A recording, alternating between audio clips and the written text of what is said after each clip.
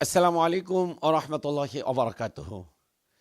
আমাদের জৈনক একজন লিডার, তিনি হয়তোবা ভুলবশত একটি বক্তব্য দিয়েছেন লক্ষ জনতার সামনে যে আম্মা জান মাইশা রাদিয়াল্লাহু তাআলা আনহা ওনার নেতৃত্বে বদরের প্রান্তরে যুদ্ধ সংঘটিত হয়েছিল।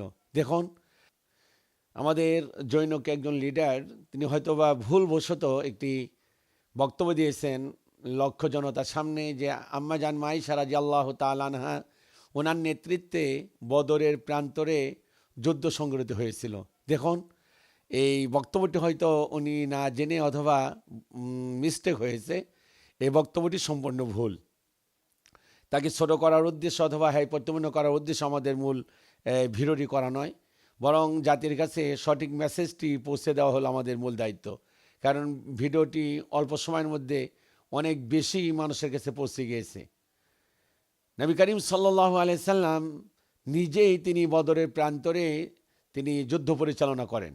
তিনি মূল নেতৃত্বে ছিলেন জনাবে মুহাম্মদ রাসূলুল্লাহ সাল্লাল্লাহু আলাইহি সাল্লাম, এবং পৃথিবীর প্রথম মুসলিম এবং কাফেরদের মধ্যে নবী করিম সাল্লাল্লাহু আলাইহি সাল্লাম দ্বীনের দাওয়াত প্রচার করার পর সর্বপ্রথম বড় ধরনের যে যুদ্ধটি হয়, সেই যুদ্ধটি ছিল হলো বদরের যুদ্ধ। এখানে ৩১৩ জন মুসলিম ছিল আর কাফের ছিল ১,০০০।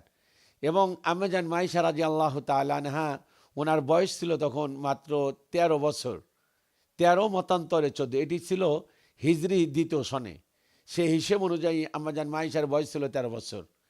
আর বদরের প্রান্তরে আম্মা জান মাইশা রাদিয়াল্লাহু তাআলা আনহা উনি যে যুদ্ধের পরিচালনা করবেন বা নেতৃত্ব দিবেন, এরকম সিচুয়েশন তখন হয় নাই। এটা একটি কঠিন অবস্থা, কারণ কাফের এবং মুসলিমদের মধ্যে রক্তক্ষয়ী যুদ্ধ হবে। অতএব এই ধরনের বক্তব্য যারা আপনারা শুনেছেন, আমি তাদেরকে অনুরোধ করব যে এটি একটি ভুল বক্তব্য। এই বক্তব্য থেকে আমরা ফিরে আসি এবং সঠিক আমরা তথ্যটি আমরা সংগ্রহ করার চেষ্টা করি। কারণ ভুল বক্তব্য যখন ফেসবুক ইউটিউবে ছড়িয়ে পড়ে, তখন দেখা যায় যে এই কথাটি মানুষ বলতে থাকে।